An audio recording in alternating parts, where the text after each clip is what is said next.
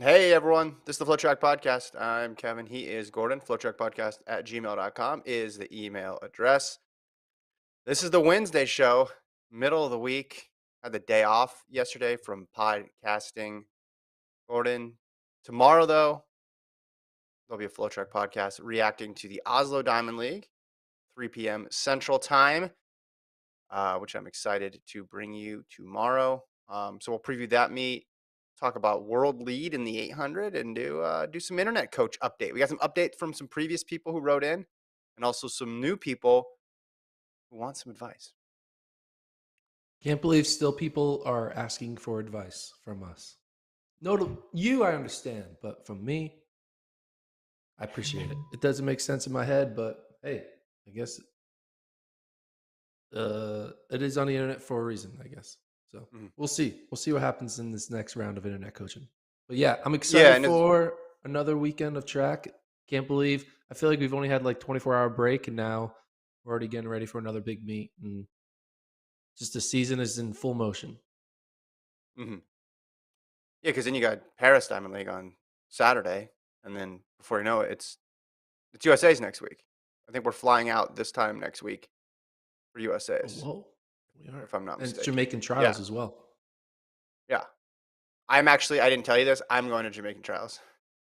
Oh, you are? I'm And gonna I'm go going to with you. I'm USA's? going with Yeah, it's gonna be like the end of a rom-com, like, where there's gonna be a dramatic scene at the airport. You go one direction, I go to the other. I'm like, "You know what? I've been to Eugene enough. Going to Kingston." Fair enough. Fair enough. Let's start with this men's Well, 800. yeah, Has the let's men's 800 been reinstated, is my question to you.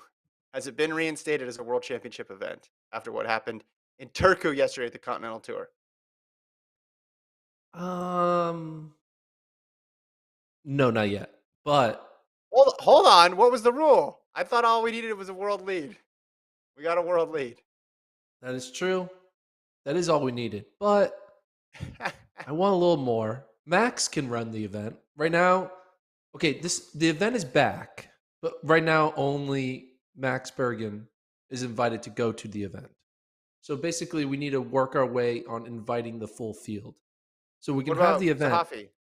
Sahafi can come as well. Sahafi and Bergen. Right now, it's a dual meet. It's a dual meet right now, and hopefully, in the next few weeks, it will blossom into a full-fledged World Championship event. But yeah, Max Mhm, Bergen, man. We were looking at the fields before this race started. And I was like, maybe this is one of those good 800s. And mhm, Bergen went for it. He went with the pacer. The pacer went out in about 49 low, and mhm. Bergen just latched right on, held on for dear life, and was able to put together one of his best runs he's ever had as in his young career. Again, he's only 20 years old. Held on after the 49 opening 400 and was able to close well and finish in 143. Is a 20-year-old Max Bergen from Great Britain the world favorite now? I think it's still Wanyani of Kenya who just beat him in Ostrava, but I like the confidence that Bergen is showing. This is the second race in a row where he really went for it. In Ostrava, on that backstretch, remember? With 300 to go, he really kept the pace going, and I think he used that similar tactic in this race. He's running very confidently. I mean, you said one of the best races of his career, PB for him. I mean, 143.5 is pretty good in a race like that, and in a year like that, that could be medal worthy. I mean, 2021 he only ran one race, right? And he ran European U20 record 144. 2020 he ran a 144. So even though he's 19, he's been consistently 144 and even 145 back in 2019. I mean, he's been running really fast from a young age. So the 142 or sorry, the 143.5 follows a pretty logical progression. And again, just the way he ran this thing, he didn't just sit there and wait for it to happen. He made it happen, which gives me hope in the 800. Gives me hope. I will say I was happy for the 800 in general because I have been shitting on that event all year long. And I can't just if they're going to do something honestly great, I have to appreciate it. So I do appreciate what Bergen did. I appreciate them going with the rabbit. Um, but it's just they've hurt me so much with all these other potential big 800-meter runs and not getting a lot. But we did get one. It is just one, but we did get one, and let's hope we get a few more, especially as we head into international championship season. Mhm. Yeah, and this one didn't have as many people in it. So remember, he got pushed at the beginning of the Ostrava 800. Might have impacted him a bit, and he didn't have that sort of situation in this race. So yeah, good run from Bergen. Maybe this just event is just going to peak late. It's going to lull us to sleep, and then it's going to get really good over the last month. Because remember, as we talked about before, literally anybody can win this race. If you qualify for the World Championships, if and, at its current status, anybody could win. You can go through and list all the people who could win the World Championship 800. Checking on the chat here. All in the game says, "What's going on with Brazier? Hasn't raced since Doha over a month." I don't know. I don't know. Let me check in on his Instagram. See what he's been posting. Usually he posts like gardening stuff or fishing stuff. It's very rarely running related, but maybe that'll give us an idea of what Donovan Brazier is up to. Remember, he's got the bye, so he doesn't need to run. Actually, he hasn't posted anything since January 25th. So that's even more outdated. And the story, you can't see an archive of the story. So the thing is, we can say, oh, they have the buy, it's okay. But the buy is not doesn't get you that much more. It gets you into the meet, but it doesn't buy you that much more time because the world championships are in mid-July. What's your concern level for Brazier as a Brazier fan yourself? It's high. It's up there. The only reason why it kind of makes sense though to like trust it is that he doesn't need a peak at all for USA's. So maybe he is fine, but he's like just going to cruise through these next 2 weeks, and he's going to pull a crazy season where he is like not revealing his true fitness until the actual world championships, which is a risky proposition because the 800 is a hard event, and you don't Hmm. just show up to the 800 and run well. You have to like get some reps in. But, he is an elite athlete. He's one of the best in the world, and this might be something he can handle. And not not too long ago, he did run a fast 600 for whatever that means. He ran a fast 600 back in the indoor season. You don't run that type of 600 if you're a 148 800-meter runner. Like, you have to show Yeah. that you can run in the 144, 143s if you run whatever he ran, 113. No, what not 113. What did he run in the 600? I don't I'm even know. stretching my knowledge here with indoor 600 times. I want to say Six, it yeah. was around there though. Yeah. 14? 14, 14, 113. 13. I don't No, know. you're right. 113.97. Oh, okay. Yeah. So Yeah, you're right. You're right. Trust yourself, man. I should trust Believe in myself. yourself when it I comes to should. 800s or Okay. 600 conversions. So that one race that he did back in January, February is my only like, okay, he hasn't lost it. So it's clearly some weird glitch in his health that's causing this absence. And we just have to cross our fingers and find out at, in a few weeks' time. Because I think he's going to have to show up at USA's and run at least a round, right? Yeah. So I put a lot of stock in that indoor 600, probably too much. And now I feel a little silly. And I feel like that indoor 600 got replaced by the Doha race because that is the actual distance and it's a more recent performance. And that did not look good. That did not go well. And you have to assume that if things were going the way they wanted it to, he would have raced at some point in the last month. May not have been in a big race, may not have been at a Diamond League, but he would have hopped in something, even if it was just local. And even if it Yeah. was off distance, maybe he runs a 1500, maybe he runs a 400. But not seeing him, I don't think, I mean, that's obviously not a good sign. The truest test would have been if Pre had a men's 800 because, as you know, you're a You Nike have to run athlete. pre. I Yep. have to run pre, and that's that's the line in the sand that I draw with. Hey, is this person healthy? Or are they just waiting? But I don't think the plan was go run in Doha and then not race for another month plus. The good news And for it's him is the event has not moved on from him. That's the good news. yeah. And it is weird because after that Doha race, he did like show like a sense of confidence in that post race interview. Yeah, He was yeah. like believing like, that was just like a weird race and that the next one's gonna be better and he's ready to go and everything is Mhm. normal. And then he pulls out of the next race and we haven't seen him since. So but Yeah, he was you said know, said he was running Birmingham and then came back. he also tried to qualify in the men's 400 and then scratch that to do the 4x4. So The whole season's he's been been weird. good. That's Yeah. yeah, that's my point. The whole thing's been weird. Yeah, Donovan Brazier has had the weirdest season of them all. Like it's very weird. Mhm. All right, let's talk Oslo because it's tomorrow, so we can't wait much longer. I think the marquee event, the marquee athlete, the athlete that I'm most interested in seeing is Devin Allen now. And it's not because of my NFC East future bets. It's because the guy ran 1284 and I want to see what he does now, especially after a long flight, getting all the way over there. Um, Solid field, McLeod, Martinez, Mallet, Velocian, Pereira. There's some talent in this field. Jason Joseph. There's not Holloway. There's not Hansel Parchment. There's not Trey Cunningham. So those guys are missing. But this is a solid field. So does he win and run 13.15?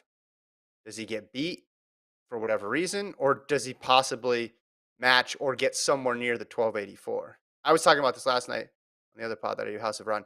Jason, my coach, and I said, if he goes sub 13 in this race again, he's a favorite for Worlds. He has to be considered the favorite for Worlds if he's sub 13 on a quick turnaround race after beating Holloway in the margin that by the margin that he beat Holloway. Do you agree?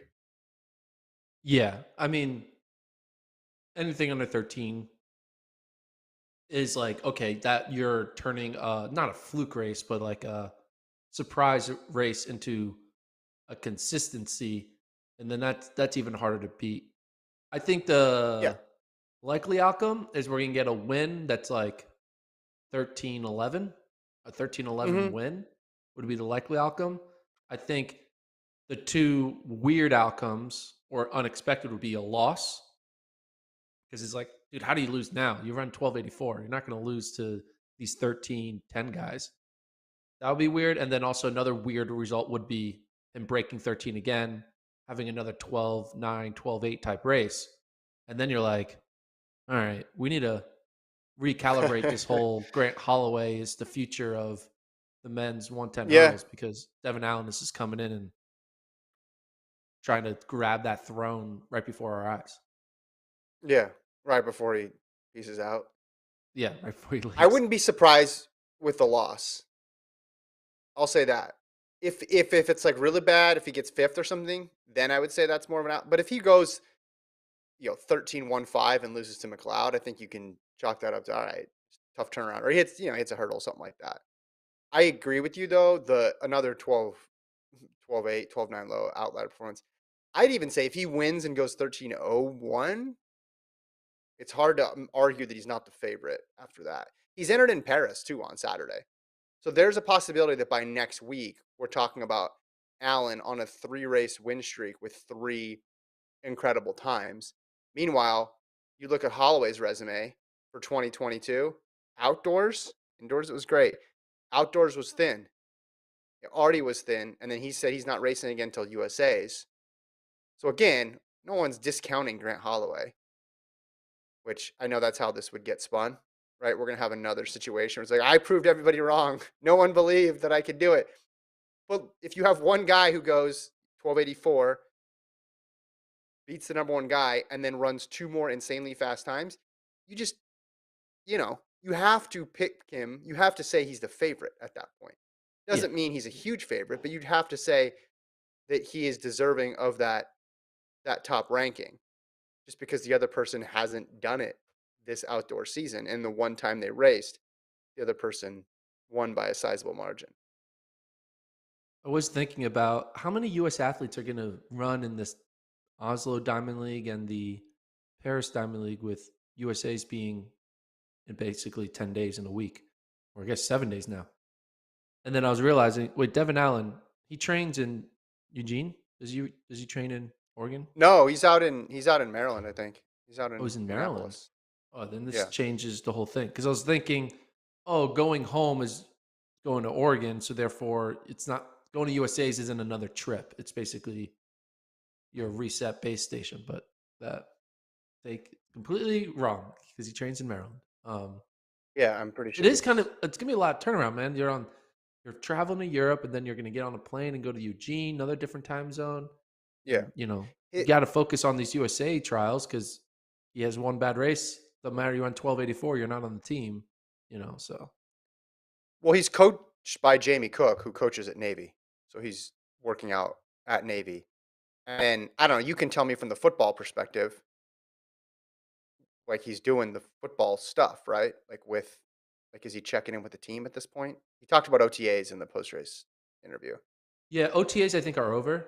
Um, Okay.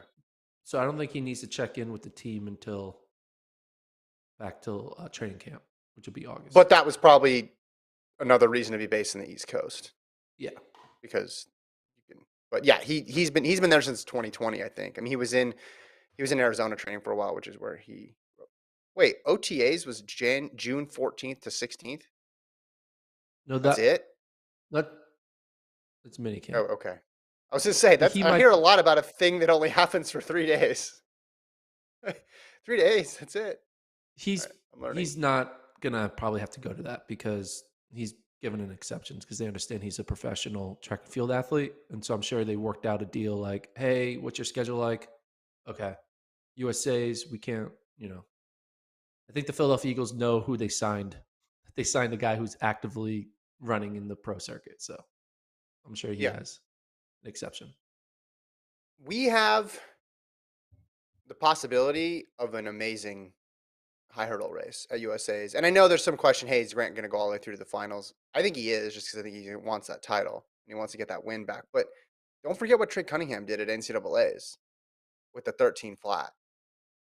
So you have a 13 flat or, a 1281 from Holly last year and a 1284 from Allen. Like it's going to be an awesome race no Yes, matter how you slice it. And now if I was taking the Gordon Mack perspective, I'd say, hey, could Holly get third? it could happen. Yeah. I mean, Trey hasn't shown any weakness this year at all. Someone in the chat wants us to over under. What over under on his time? And let's just say Oslo for now. I'd say set the over under at 13:07 and a half 13:07 and a half. and a half. Okay, good. I I don't don't think want you no need to do pushes. I don't no want no push. pushes. Okay. Okay. What are you Gotcha. taking? The Gotcha. over under on 13:07 and a half For Allen or the winner, for Allen. I'll go over. It obviously way more exciting if it's the under, but I'll go over. But that's a good number because I think as I said, sub 13, you're obviously going to say, all right, number one ranking goes to Devin Allen. But if you're on 1306, that's still pretty damn good considering all that's been going on. Uh, all right, that's the line. That's the official line. Wow, everybody's going under. I mean, they just saw I'm either gonna 1284. They just saw I'm gonna 1284. They're be gonna go under. I'm gonna be a genius or I'm betting on the Oslo weather. I haven't looked it up, but I feel like Oslo weather will help me here. It's a long flight. That's a long flight. I It guess is he's a coming long from the East flight. Coast. All right. Other race I'm watching in Oslo, the Dream Mile.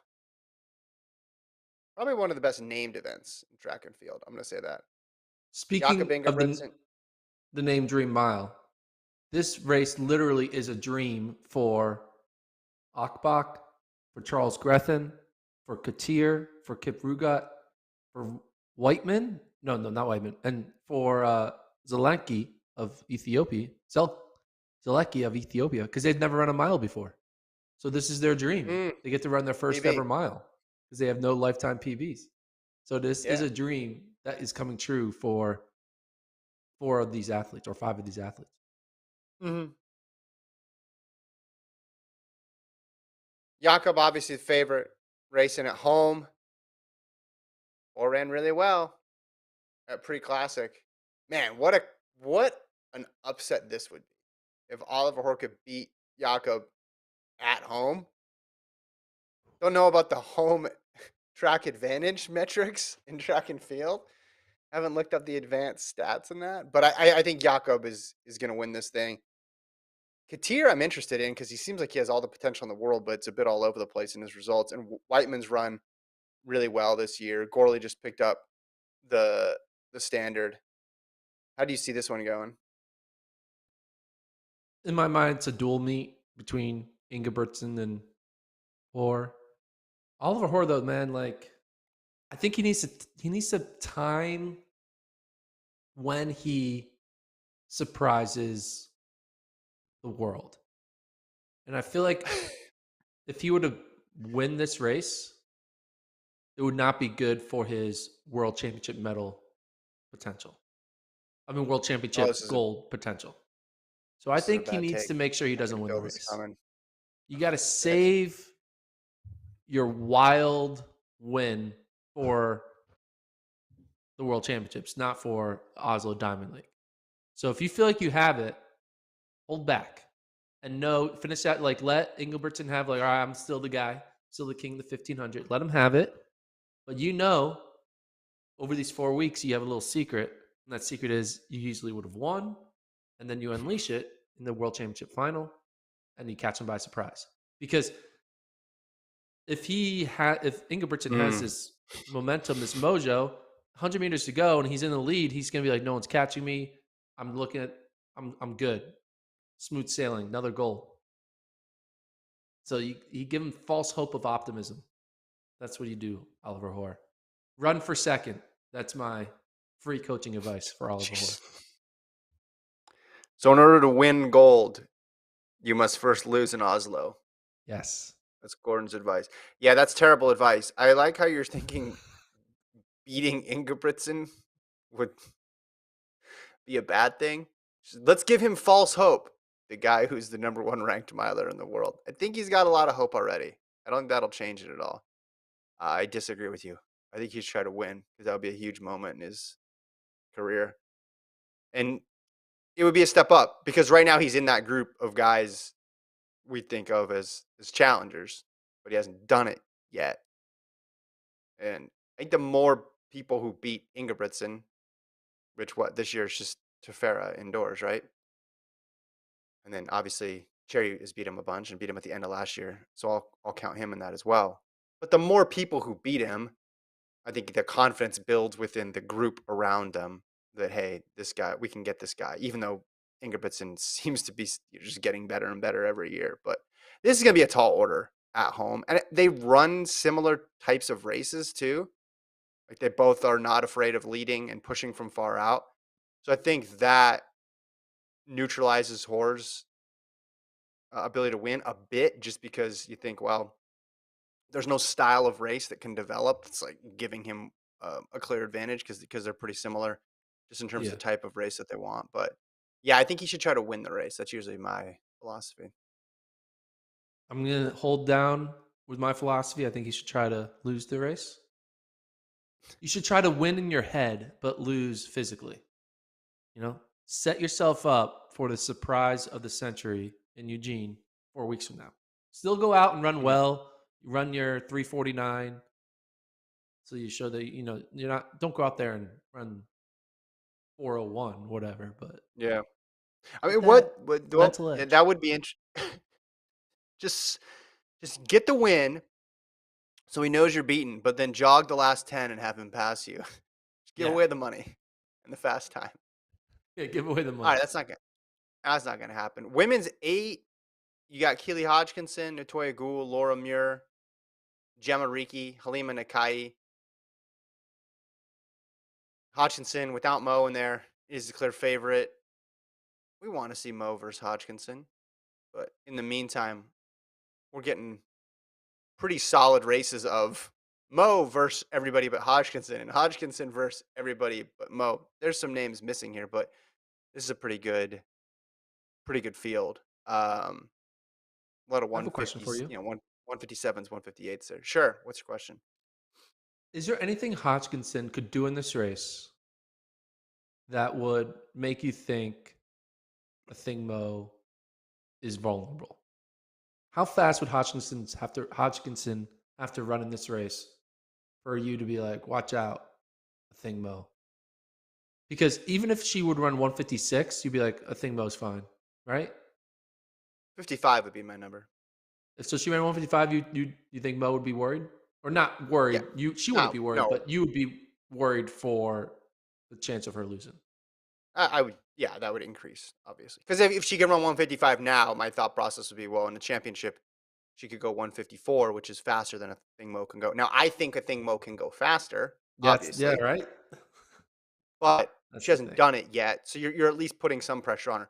Well, when Mo ran 157 in Rome, she looked so easy in that race. And to me, because we hadn't seen her in a bit, I thought Hodgkinson was, this mythical gap was maybe closing just a tiny bit, just because we hadn't seen Mo in a bit, and Hodgkinson looked good at pre, but Mo looks to be in 155 shape. So if Hodgkinson runs an actual 155, then I would say, all right, that swings it back. She'd still be the favorite. Mo would be, but that would be the number that she would have to hit. If she goes 156, I think it's just okay, awesome, good result, but nothing changes.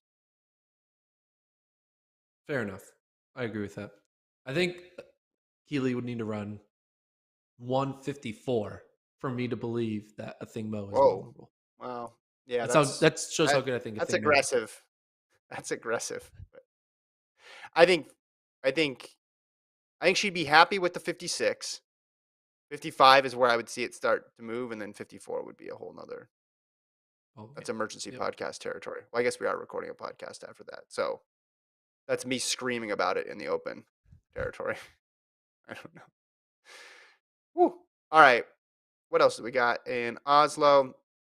The women's five is good. We can just run through a couple of these. Gide, Sagai, Worku, Klosterhoffen, Ayana's around and back. Alicia Monson is on the start list. The last I checked. McColgan. 400 hurdles. Obviously, we're missing a guy who's from Norway, which is a bummer in Carson Warholm, because we would have seen Dos Santos v Warholm, which, I mean, that stinks. Although I saw he posted on social media yesterday or today, which I think that's a good sign. I think your likelihood of competing if you have an injury is directly related to how much you're posting on Instagram. Although he just posted a picture of himself sitting on a bench in a weight room. It's a selfie. It's like a typical gym selfie. Pull up pull this up, Colt. It's K Warholm on Instagram. Look at this awesome generic gym selfie that he posted. And what do you think this tells us about um, whether or not his hamstring is okay? I mean, he's not posting, which is good. But this is like you when you go to the gym now. This is like the pictures. Actually, you take a picture of the boxes that you jump over. Yeah. I I hope mean, he's better. is that the I, face of oh shit, guys, it's not looking good, or is that the face of I'm good? What's that well, the he's face of? not. He's not on a treatment tape. I mean, he's on a weight bench. It looks like, but it's not. It's not like his hamstrings wrapped up. I'm looking to see if someone in the comments asked about it. Also, I just did an analysis. Okay, so look at this photo, right? Look at his feet. If you're sitting down while Wait. watching this Oh, podcast in hold a on, hold chair, on, hold on. No, no, no, no. I got better analysis. What's the no, geotag say? He's in Germany. He's probably with Healing Hands. He's probably with Bolt's guy. Yeah, he's in Germany. This is okay, both not good and good. yeah, but let me. So we know he's in Germany with Bolt, not with Bolt, with the Bolt's healer. Bolt's guy. But look at Bolt's his guy. feet. Okay, Just zoom in on the feet. Just trust me on this. Bring it up. Bring up the video. Bring up the photo, and we're gonna zoom in on the feet. Cool. Oh, Okay. this is about to get So serious, notice that guys. he's on his toes, right? Okay. If you're sitting down right now, Kevin, you're Yeah. sitting down. Go on your toes with your feet right now. What Yeah. happens to your hamstring when you do that? It tightens It up a like bit. tight. It tightens up a bit. Yeah. If it was not good, he would not be doing that with his toes. He would keep his feet heels on the ground to keep his hamstring relaxed. But right now, he is activating his hamstring by being on his toes. Mm-hmm. And if you have a severe problem, you wouldn't be doing that with your legs. So I look at this as he's fine because he's currently in a position that would be not friendly to someone with a hamstring injury. That is my analysis. All right, so that's great. Colt, if you Google healing Hans, Hans, you could bring up an article on this guy. He's famous. He's a famous guy. I'm assuming he's in Germany, but he just became the stand-in. Um, Hans, not Z. Um, he became the go-to guy for a lot of big name athletes, including um, Usain Bolt. Kobe Bryant was famous for going over there and getting like knee treatments from Hans. So, I mean, I think it's means he's pulling out all the stops to try to get healthy. I'd say it's more. You're not going there if it was a cramp. I'll say that. I think I'm more pessimistic now. Now I'm come around. I'm more pessimistic. I'm not less pessimistic. I don't think this is a great sign. I still think him being on his toes and moving his hamstring like that is a sign that he's fine. Colt, what do you think? You've hurt your hamstring before. What do you think? Yeah, I think it's hard to assess the severity of a hamstring injury when he's sitting down. Is what I What about the shadows and the lighting? Think that tells us anything? think. He's training during the day. He's working on Mm-hmm. recovery during the day. Um, I think this is more of a calf stretch than a hamstring. No, Gordon, on the calf I think he's extension just there. sitting. Yeah, I think Just he's he's just trying to sitting. he's trying to look cool for the picture. He wants to flex his calves. I think this is vanity. I don't think this is anything else. What Calf about flexor. the Sure. the product that's on the wall behind him? Like those white objects? Like what is that? Can we zoom in on that? What do we think that is? Over his right shoulder. Oh, I'm not sure. What do you think's in that Hold on. bottle? I'm looking at when I'm That's a looking at Red when Bull. the first. I'm It's a Red confirming Bull. that. It's a I'm Red Bull. confirming that's a Red Bull. Red Bull. Really? Okay, that's I sugar. think. That I'm not means he's confirming. Sugar. I take it back. I'm not confirming. I think it's a Red Bull. we think it's a Red Bull. Would you be drinking a Red Bull if you were in pain? What you don't know? It's his Red Bull. 31 days. He needs to be able to run in 31 days. That's when the first round of the 400 hurdles is. That's more than enough time. So he doesn't really need to run the first round. The first round doesn't count because he can run that backwards. So really, when is the second round of the 400 hurdles? 32 days? He's got 32 It's, days. it's the next day. Yeah. He's got 32 days. I mean, people mentioned the chat. It did work for Bolt. It did. So, and they also say he's sponsored by Red Bull, so that would make sense. He's That just makes getting sense all the too. sponsors in one photo. Okay, maybe I went too far in being pessimistic. Maybe I'm swinging a little bit back towards neutral. I Because of don't the Red know. Bull, right? Because of the Red No, Bull. because That's no, because I'm thinking about healing Hans. I'm not thinking at all about Red Bull. I'm not thinking about how his toes are on the ground. I'm thinking about him going to Germany 31 days, 32 days before he's got to start the world championships and what that means. I just think it means it's not zero. Now, Bolt went there a bunch, but then he always was there at championship time. I don't know the exact timing of when Bolt went. Like, would he? I mean, off the top of my head, I don't know. Would it be a month before? Would it be 2 months before? I'm not sure. But again, still cause for concern that he would take the trip and need to have someone like that look at it. So He wouldn't drink Red Bull if he was hurt, for sure. exactly. well, he's He's yeah. I wonder though, those Red Bull sponsored athletes. How like what are your thoughts on Red Bull, Colt? You seem like an energy drink guy. I'm absolutely not. I don't drink energy drinks at all. Oh, I don't even drink coffee. I wonder. I just wonder, like, if you got sponsored by something that you really didn't really enjoy drinking, Oh, you'd never know. You'd never know. you just put it Yeah, in the there's no picture, right? And way. then you Oh yeah, Yeah, for sure. Yeah. there's no way LeBron James drinks Sprite. Like that's not true. Sprite's awful. There's no way he drinks that. why do you think? Okay, never mind. I was I going to agree. defend Sprite, but I Sprite's was bad. thinking they don't.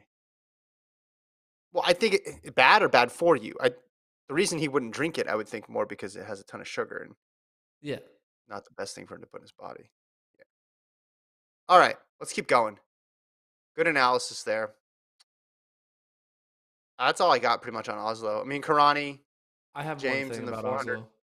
I have one thing. the 100 is whatever. We need to Some of talk these about the fields are pretty. women's. We need to talk about the women's 200 at Oslo. Go to women's 200. No, not the down, right there. So let's bring up this start list of the women's 200 at the. This is a Diamond League. This is the best level of competition. And the women's 200 has 8 athletes, and only two of them, no, two of them have broken 23 seconds this year. That is Okay. crazy. We're going to see a Diamond League 200-meter women's race with just a Yeah. bunch of 23-second women and then a high 22 women. This might go down as the Most worst Diamond League field ever assembled in the history of the Diamond League. There's been some rough ones, particularly in the 200 over the years, because everybody likes to scratch and yeah. I had to double check. There's a diamond by this one, right? Yeah. This isn't just the 200 that gets thrown in there.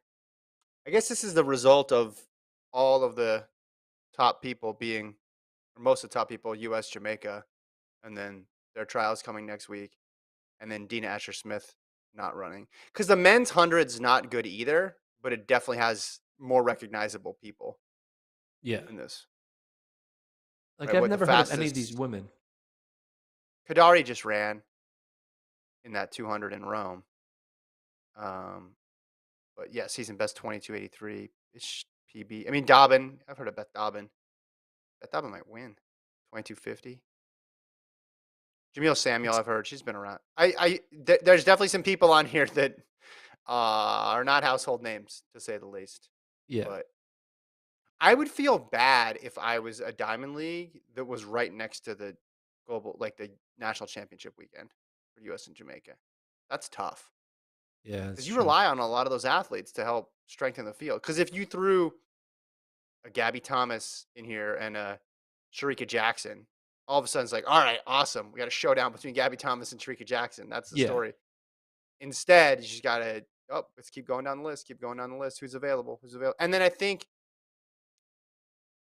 it kind of rolls downhill just because you can't get anybody in it. It's harder to then get the next to convince the next person to go. It's like, wait, I'm gonna go all the way there to race who? Okay, well, I could do that at home. I don't need to do that. Yeah. Okay.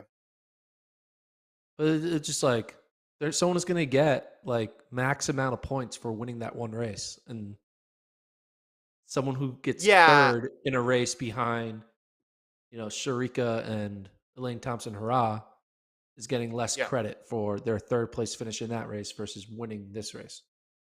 yeah. So I just feel like whenever you see a really, really extremely weak field and vice versa, Mhm. extremely deep field, it makes you kind of rethink about how we scoring the meets because ultimately these races matter because it decides who Yeah. gets to run in the final. And the final is, Mhm.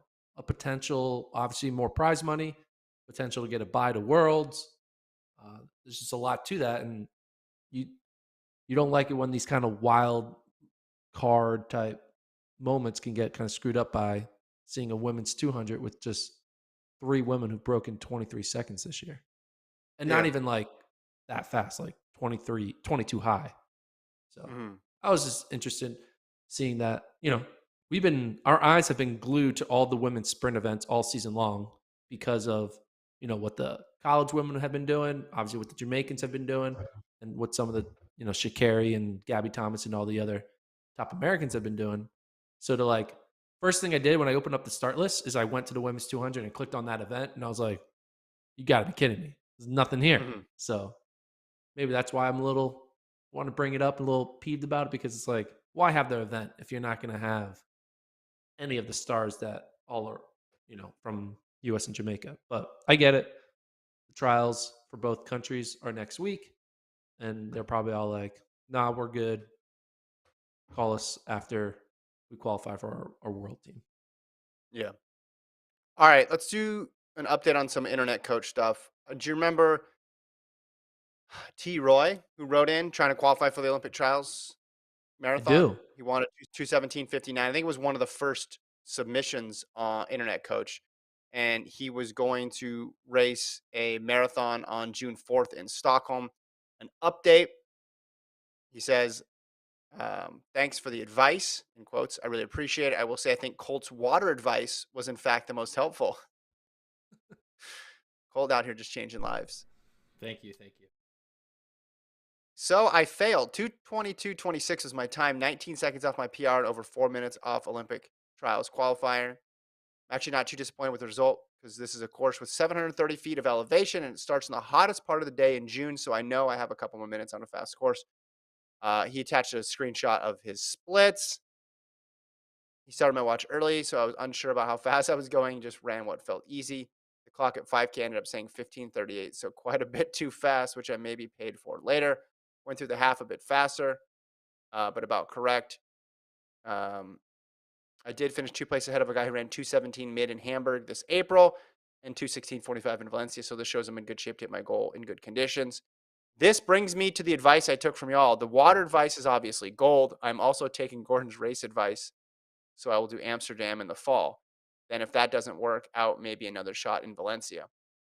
He says, you interpreted my training schedule a bit wrong. Remember he said he raced every weekend? And we're like, no, that can't be it. He says, I really race every weekend.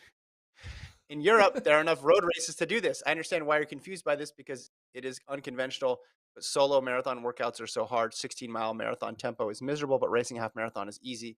Every weekend is maybe an exaggeration, but in an 18-week marathon build, I will probably race 13 to 15 of these weekends. It's easier to race than to do a workout. So I have a midweek workout and then race on Saturday or Sunday and a weekly long run, midweek, medium, long, and a bunch of easy doubles. If you think I should change this training approach for Amsterdam, let me know. No, man, my position is I'm never going to discourage people from racing too much. Doesn't matter if you're a pro athlete or if you're writing an internet coach. Racing is fun. Obviously, don't That's why we do don't it. That's why overdo we it. run for Yeah, races. yeah, You know? yeah, exactly. He says, "Thanks again for giving me advice in the first place.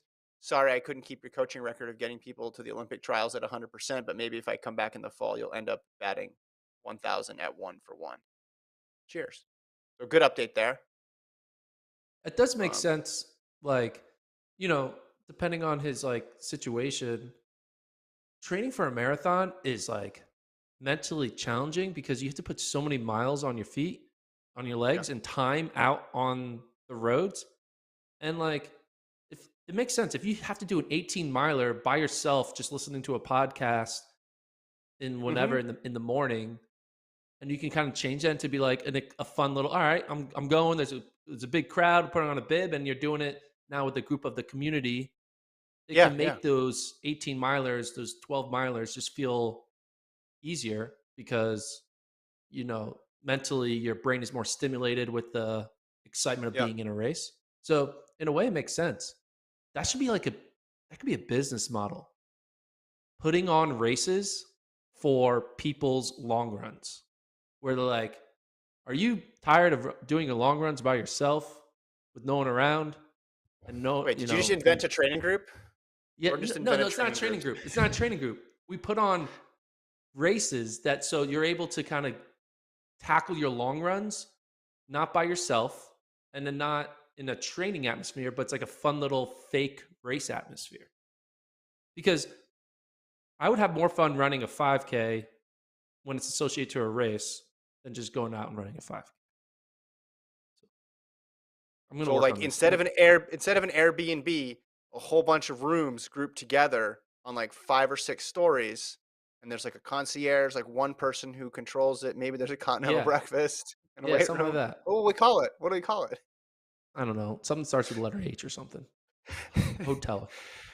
No, I think racing a bunch, and also you get used to racing, even though you're not going full out, but you get used to that routine, and you have like Yeah. positive experiences. I think that's good as opposed to I'm only gonna touch the starting line maybe for one half marathon as a build up, and then again on race day, like going through all that, waking up early, figuring out what you know can It eat, adds getting used anxiety to if you're not used to it. yeah, getting well on the schedule and being okay with things not going exactly to your plan because you control your long run, you control completely. That there's a little bit of variability to it, which I think is a good thing to practice.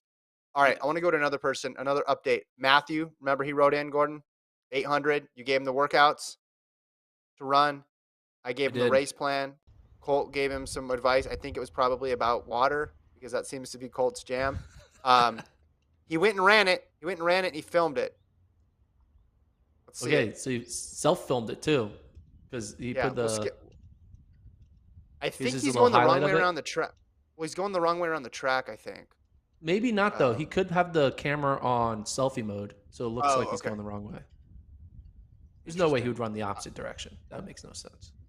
I know it just looks weird turning right though. All right, so here he is, final home stretch. It's a bit blurry, but you can see the time on the clock. I don't remember what exactly his goal time is, but hey, I give him credit for just going out there and doing it by himself. Just one guy and a camera. Cross the line, 209.25. I'd like to thank Colt for just suggesting Gatorade instead of water. I'd like to thank Kevin for the impeccable race plan. And Gordon, I'd like to get a win conversion on that. Wind said conversion, 5.8 wind on a 209. 5.8. Yeah, that's what he said. 5.8 meters per second. I don't know if it's at your back, at your front, swirling all around. That was awesome. Thank you for sending that video. That's terrific. I mean, 400 meters of his running, he's running into a 5.8 wind. It's a lot. So I think you could take off 4 seconds. You don't get more from running with the wind behind you than you lose going into wind. So 4 second, Yeah. a second per 100 meters. So you really, on a perfect day, he's running 205. Love it. Give us another update later on. Matthew, get back to training. Let us know how it goes. All right, there's a couple new ones I want to get to. There's two of them. All right. All right. So, and the reason I'm doing them now is because they're time sensitive. They have races coming up. This one's from Rick. I'm a 41-year-old male who has run almost 30 marathons since I turned 20. I started running in college to get in shape and built up to marathons pretty quickly. In my life, I have raced less than 10 5Ks and they have all been road races. I recently signed up for my first 5K on the track in July. So he's doing this sort of the opposite way a pro would do it, right? Like they would be Yeah. running on the track and then moving up to marathons. He said he It's like ran in Benjamin college. Button of track and field. Yes. Yeah. My 5K PB is 18:58, and I said it when I was 30 years old. At that time, I had been coaching a girls' high school cross country team for 3 years, and that era is when I set most of my PBs in road races under 10 miles. I recently ran the Boston Marathon, did not go as planned. I had the worst marathon I've ever raced, quotes, in almost 10 years, running 3:38. My hope is the 5K scheduled to be July 27th. We'll get some speed in my legs and mix up my training. The 5K is going out in heats based on your 5K PB. I'm old and theoretically should be on the decline, but I started running when I was 20 to get in shape and didn't become serious until I was 30 in coaching high school. I set my marathon PB when I was 39 and recently ran a 128 half marathon in my build to Boston. I think I have some PBs left to set before I turn 45. Question for the internet coaches. He's got 4 of them here. What should my weekly mileage be in order to build up for 5K? I currently have time to fit in 70 miles per week when in a marathon build. 2, give me a typical week. How many days on the track, in the gym, and on the roads? 3, should I invest in super spikes? Yes. I'm gonna answer that one right now. I'm not even gonna come back to that one. Yes. I don't know what your budget is, but yes, Go for it. that's the answer. Why not? You only live once. Should I go for a PB? I'm signed up to be in a heat pace for sub 19. Yes. So answer those last 2 questions. Yes. Get the super spikes. Go for a PB. Why not? Surprise yourself. Think about all the amazing at the highest levels of sport. Think about how amazing it is when you see somebody at the tail end of their career pull out an incredible performance. So if they can do it, competing against the best of the best, you can do it, right? You can run your fastest 5K when you're 42. There's no rule that says you can't. Age is a number. Go for it. Bernardo the Got was still killing it way into his, Meb. I can go on and on. Shelley and Fraser Price, they're all great. All right. What do you think weekly mileage though? He For currently has time for 5K. 70. Yeah. Gordon's gonna I say like honestly 10. think, yeah, my weekly mileage. You don't want what I would actually do. I honestly think you don't want to. It depends on how much you're really trying to like focus on like the speed of the 5K. Because if you're Yeah. going to incorporate a lot of like hard workouts, the need to like keep your mileage up won't be as strong because you're going to be, I mean, Yeah. training as like a not as like a novice 5K runner is very different from training as like an elite 5K runner. Two different worlds. So I think your mileage should kind of match with the amount of hard efforts you're doing workout wise. So if you're going to do 2 hard workouts, 1.5 to 2 hard workouts a week, you probably Mhm. only need to be doing like 40 to 50 miles, in my opinion, maybe 50. But if you're going to do less hard workouts, then stay at the 60 to 70 range. All right. And the second part, typical week, how many days on the track, in the gym, and on the roads? So the one thing I'd be cautious of, because you're coming out from a marathon perspective, you don't want to do too much speed and get hurt. You don't want to rip Yes. off a set of 8x200 right off the bat. I would start off with some mile reps, right? Near maybe even a little bit slower than goal pace. See how your body handles it. And then add in some, maybe a couple light strides as well too, in addition to what you're doing on the strength side, the longer stuff. Clearly you can handle the longer stuff because you've been doing it for a while now. Like that's your bread and butter. But sometimes people can take the pounding of all those miles, but then you do 8x400 and you're wrecked. Yeah. You get hurt, and that's no fun. So I would start off with like longer. I'd play to your strengths, which is your strength, it appears. I'd start out with longer sessions. I don't even know if you'd want to even do them on the track. Maybe 3 by mile, stuff like that. And then if you're handling it okay, just inch up a little bit of speed. I mean, if you want to go, what is his time that he wants? So it's 18:58. So if he's going for a PB, I mean, 6 minute mile is 18:38, 18:36, something like that. So yeah, do some mile reps do a mile rep at 6, couple at 6 with 3 or 4 minutes recovery. See how that goes. Um, yeah, one of those, maybe a tempo, keep the long run. In the gym, I mean, do you want to be a dunker too? Then Gordon can give you some box jumps. I wouldn't change, honestly. I wouldn't change a ton. I would just sprinkle in a little bit of speed, a little bit more speed. Just a little bit at first. Because you're obviously still in really good shape. Yeah. And I agree with you. Don't overdo the speed.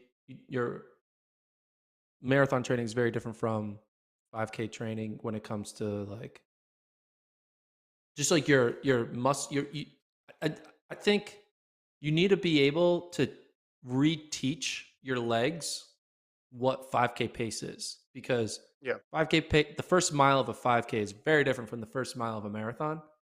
Yeah. So you just need to find ways to figure out what your target mile pace is of the 5K. I'm guessing it's 6 minutes, right? That's basically what he needs to run.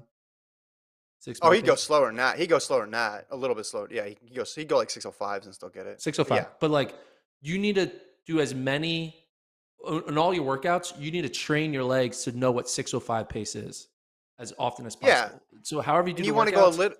Yeah. yeah. Yeah. You just need You to want to go a because little they're bit not under used to that. it. You know. Yeah. Yeah. Yeah. You just And need like muscle with memory. that level of fitness, you don't need to run a 70-second quarter because you're never going to touch that now. Is that good speed training? Yeah, great. But for the purposes of just getting a 5K PB, running 5:30 pace is way quicker than you're going to go Yeah. in a race, and there's a high level of risk to that if you do that for a bunch of 800s or something. So I would do maybe 3 by mile, and then one week maybe 5 by a K the other week, and then just see how it goes, and then keep all your other stuff relatively similar. Do a nice tempo, do a long run. I agree with you on that mileage stuff. Maybe bring it down to 50 just to give your body a little bit more time to recovery. I got the one hamstring injury I had, only real injury I had post like college was when I thought I was in training for 5Ks again and did 5 by mile or something, training for a half marathon, and ripped the last one just because I was like, I want Yeah. to see how fast I can go. And it was slightly downhill. And I was like, wait a minute, why did I do that? That was really stupid because I'm not 18, I'm not 22 anymore. And why did I need to go that much faster than, I don't know, I probably ran 550 or, wasn't even that fast, but it's like I wasn't going to run that in the race. So what am I doing? Like, why would I, Yeah. like, what was the purpose of that? And it jacked up my hamstring. Any event. All right. When you sat down, We got, could you go on your toes when you sat down? well, yes. And I think if things go wrong, he should go fly to Germany and see Healing Hans. That's the story. All right. One more. Because this one is June 24th is the race. So this is Oh, that's last minute soon. advice here for Rob. So this might June be too 24th. late. Is this person running USA's? Yeah, it's actually Grant Fisher is the person's name. Hello, Kevin and Gordon. I have a coaching request for you. I'm in my low 20s. Found an all-comers track meet that runs every Friday for the rest of June. Some backstory: I enjoy exercise. In 2022, I've been riding my bike about 115 miles a week and been running about 10 miles a week. This is your guy here, Gordon. Last year, Like it. off less Good running and more ratio. riding, he was able to run 434 1600 time trial off of less running and more riding. So less than 10 miles a week. There's a 1500 at the meets, and some winning times I've seen end up being around the 418-ish mark. I know I'm not in quite as good a shape as last year, but I would love to target the June 24th meet and try to take the win in the 1500. I love it. I have a nasty kick. What advice do you have to make it happen? Side note, Thursday nights involve a non-negotiable country dance hall that goes late into the night and involves alcohol. If you have any recovery techniques for this, I'm all ears as well. Well, as you know, Gordon doesn't recover well from things like that. That might be it. And I don't do that stuff anymore. So that might be As long more as of you're a not doing a Colt pod the question. next day, you're good. Yeah, maybe Colt can answer that. But all right, very low mileage, wants to win in all comers. This is terrific. I love it. So he's gonna get drunk the night before because he says every Thursday he has to go out before this Friday race. Yeah, so maybe don't Every, do that this one night. Well, it says non-negotiable. I like that. He's like, Late no, you're not. This is a priority. late into the night and involves alcohol. Okay, well, let's start with that first. Colt, Yes. can you help on that part? Can you help on that question? Well, have you seen those things where like the rich comedians get IV bags in the morning after they've partied all night? I think maybe No. this is what you need to do. You need to go to one of those IV services, get your blood figured out, and then you'll be fine. You won't have a hangover that day, huh? That's a good. That will get you flagged by USADA. So as long as you're not competing for a world or Didn't realize that. Sorry, take that back. No, it's okay. I don't think he's if he's running 418, I think he's good. Any other lower budget suggestions, Colt? Pedialyte. Gatorade? Just constantly for every one drink, one Pedialyte. Yeah, just have it with you in the bar. People think it's cool. We joke about Colt's contribution to internet coaching, but like, you ain't wrong. If you're gonna be drinking the night before a race, drink a lot of water while you're drinking the alcohol. Or just dance more. He says he's going to a dance hall. Just keep dancing until you're not drunk anymore, and then you can go home.